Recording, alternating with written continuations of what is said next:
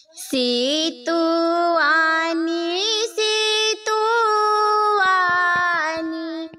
बेटी दूधा पियावाली, बेटा जानी कैली हल हो दूला, बेटा जानी कैली हल हो दूला। जब तू या हो बेटी जईबू ससुर हो गलिया, देले जइहा दूधावा के हो दाम, देले जइहा दूधावा के हो दाम। लिखा पापा लिखा पापा दूधावा के हो दमामा, देले जइबो दूधावा के हो दाम, देले जइबो दूधावा के हो दाम। के करी रोवाला राना धोती हो भिंजी है, के कर फटा ले हो कारेज, के कर फटा ले हो कारेज।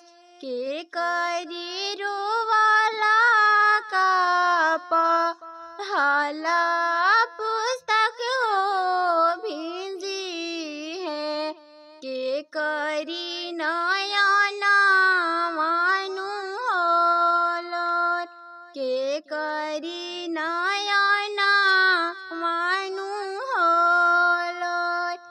पापा के रोवाला काच राना धोती हो भिंजी है, मामी के फटाले हो कारेज, मामी के फटाले हो कारेज।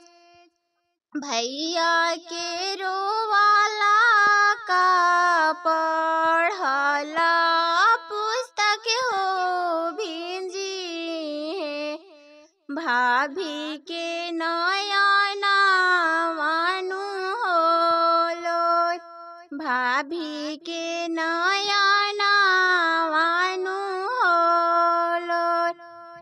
किया तोराया हो भाभी नूना तेला चोरावाली, किया मुंदली कोठिया के होआन, किया मुंदली कोठिया के होआन।